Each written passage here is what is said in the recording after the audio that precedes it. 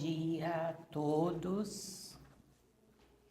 Nós estamos aqui presentes na Casa de Amor para dar continuidade aos estudos das Cartas de Cristo, carta número 3, das páginas 117 a 120.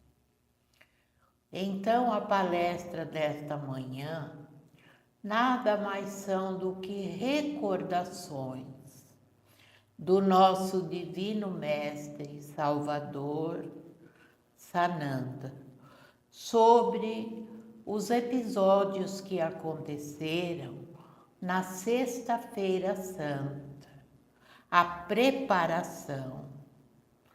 Vamos falar sobre a sua crucificação, sobre o estigma e o episódio da figueira seca. Mas antes, para o nosso entendimento, Jesus nos revela que tudo o que existe no universo é um estado de consciência particular. Demoramos tanto para essa conscientização que existe no universo, que é individualizada, tornada visível para o nosso campo, para o nosso meio. Deus Pai permitiu que Jesus viesse entre nós para nos auxiliar. Um espírito de muita luz. Desceu do seu estado de consciência para experimentar a vida na Terra, que continua impresso no mundo em si. Não sei se vocês já repararam que ninguém esquece Jesus.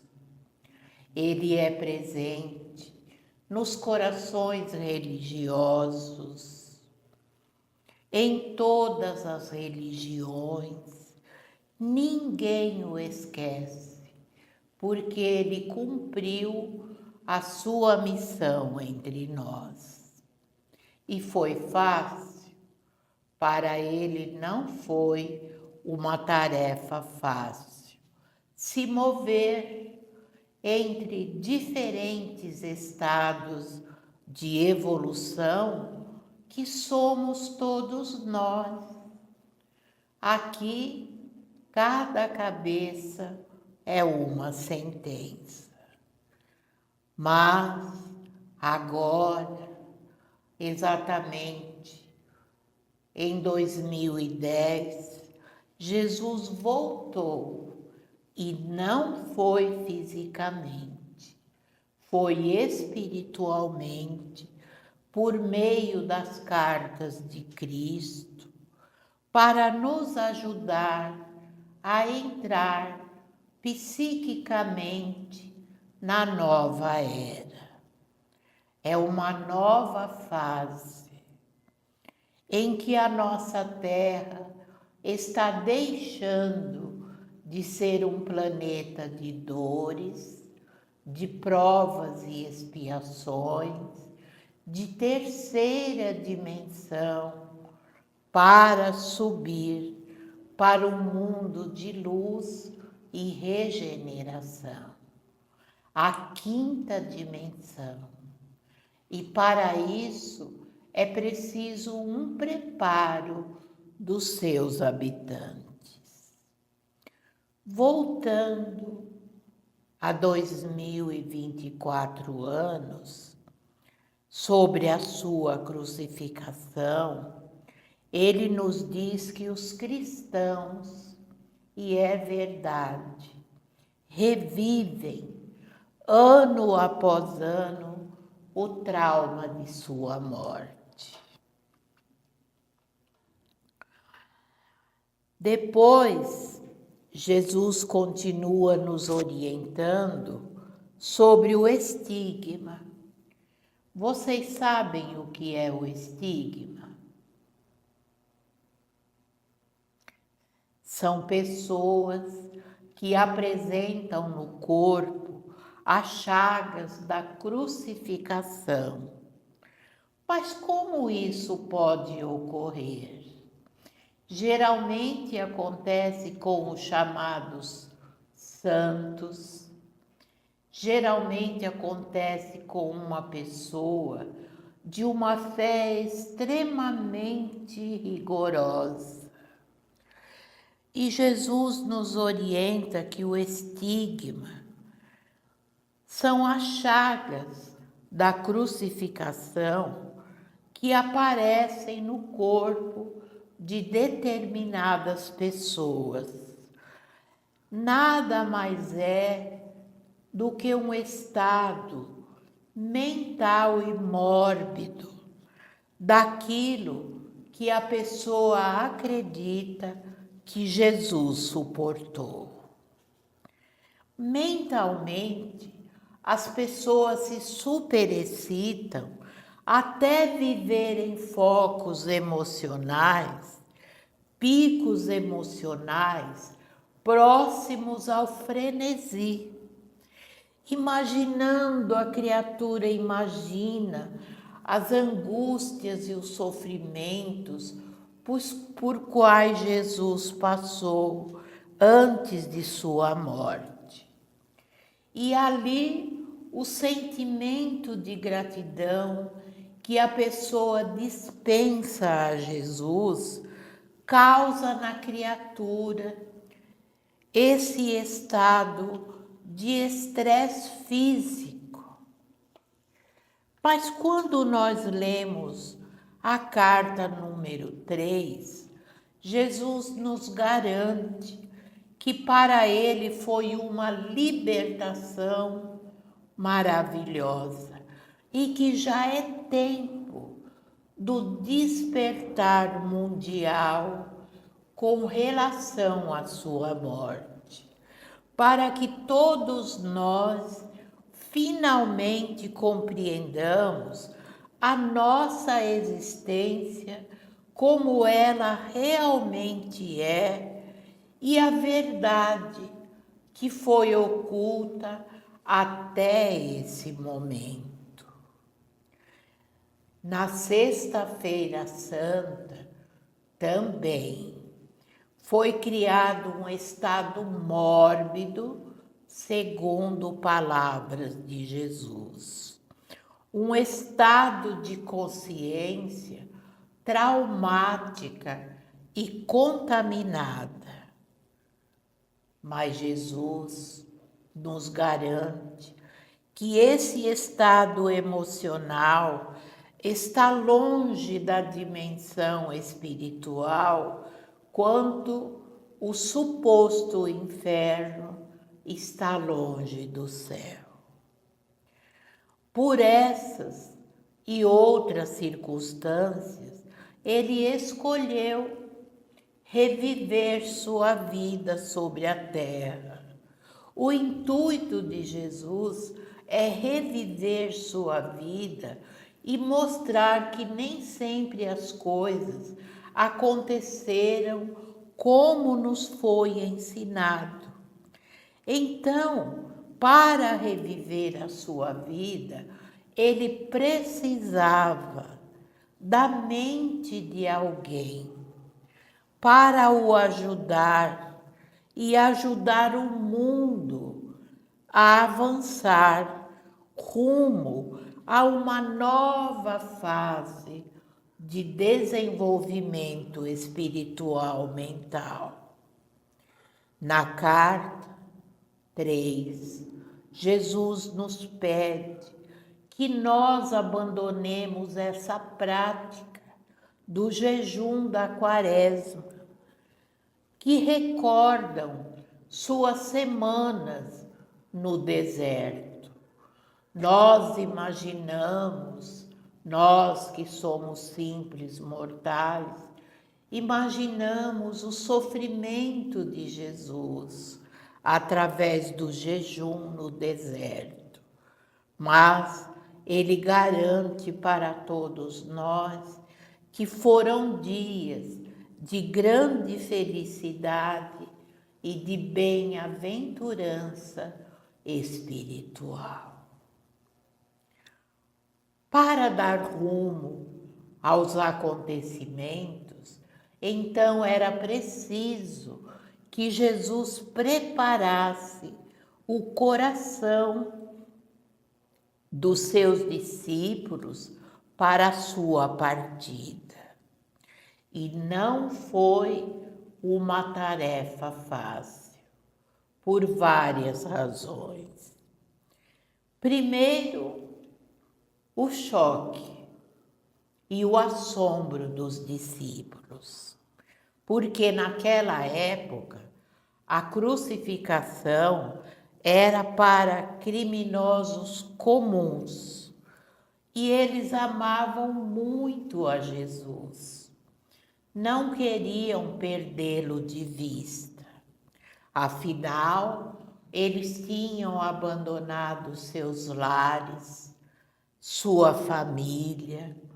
Eles enfrentaram a rejeição do templo e dos líderes religiosos de sua época.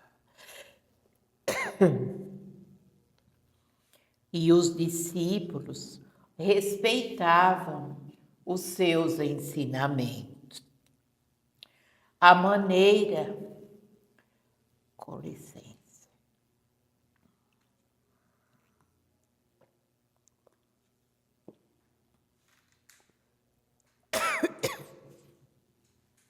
a maneira como Jesus curava as pessoas, o consolo que ele levava para as vidas desventuradas.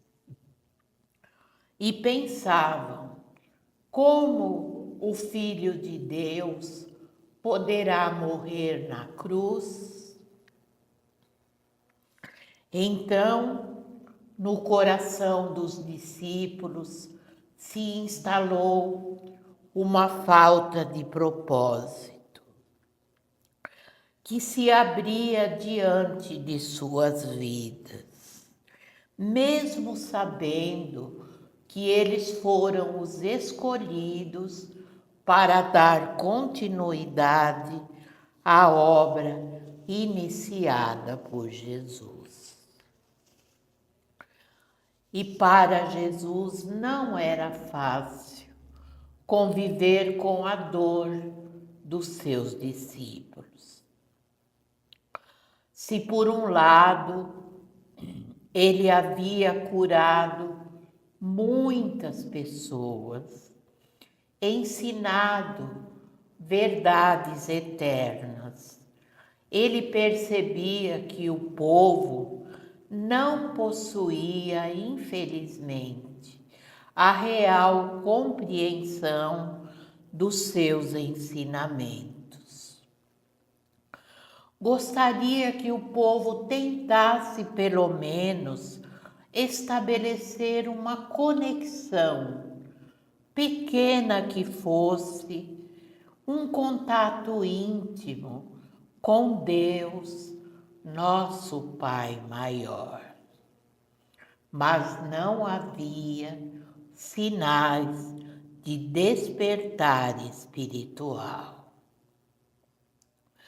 E nessa confusão de sentimentos, Jesus experimentou lá no íntimo uma confusão de sentimentos momentânea. Experimentou até um certo contentamento em abandonar a vida terrena rumo à gloriosa existência que ele sabia que o esperava depois de sua morte física. Sabia dos acontecimentos que viriam e pensava: será que no momento certo eu serei capaz de manter a serenidade diante do conselho dos judeus? Será que serei capaz de manter a serenidade quando for levado para a crucificação? Reparem que Jesus teve uma pequena queda vibratória. E com a mente cheia de dúvidas e temores, a frequência da sua consciência tão elevada baixou para o nível terreno. E assim, nesse estado vibracional, aconteceu o episódio da figueira seca. E naquele dia, estando entre os discípulos, Jesus sentiu fome. E a alguns metros de distância havia uma figueira com muitas folhas. Só que Jesus sabia que ainda não era a época da colheita de figos, mas para deixar, Jesus não fazia nada de aleatório. Para deixar um ensinamento para a humanidade futura, ele amaldiçoou a figueira que em 24 horas secou até a raiz. E foi para os discípulos e até para Jesus uma experiência chocante, até para nós que lemos nos evangelhos.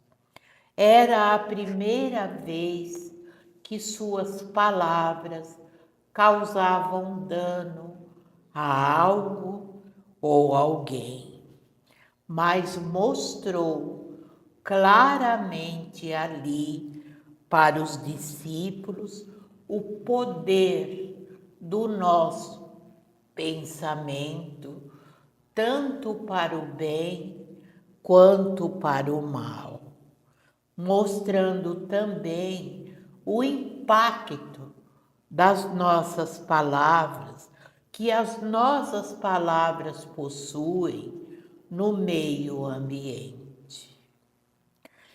Jesus explicou que nós não podemos mais agir pelo impulso, de forma irrefletida, como fazem a maioria dos seres humanos.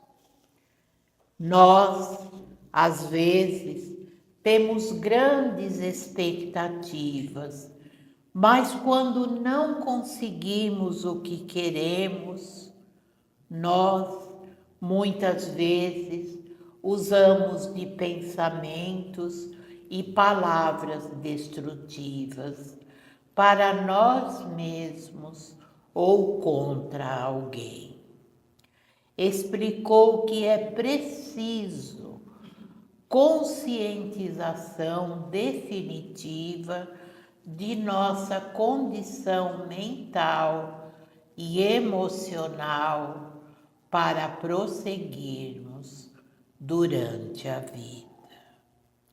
Ensinou naquele dia que nós não devemos guardar ódio e rancor no coração, e sim procurar perdoar imediatamente, porque o ódio e o rancor, eles causam muito mal, principalmente contra aquelas pessoas que nós guardamos o rancor no coração. O ódio e o rancor, ele trava a nossa vida e a vida das pessoas em questões. E que o mal sempre volta para nós no momento certo. Explicou que tal é a semeadura, tal será a colheita. Nós temos todo o tempo de semear, mas também teremos todo o tempo para colher. E depois das lições ao pé da figueira, Jesus sabia dos acontecimentos que viriam. Era sexta-feira e Jesus levou os discípulos para o templo. Sabia que a sua presença ali iria desencadear os acontecimentos de sua crucificação. Mas esse é um assunto que deixaremos para a palestra seguinte. Por ora, nós agradecemos profundamente a Deus por nos ter enviado nosso Salvador e Mestre, que veio para nos ensinar a amar, a perdoar, para que nós possamos alcançar a verdadeira felicidade. Grata a todos e que assim seja.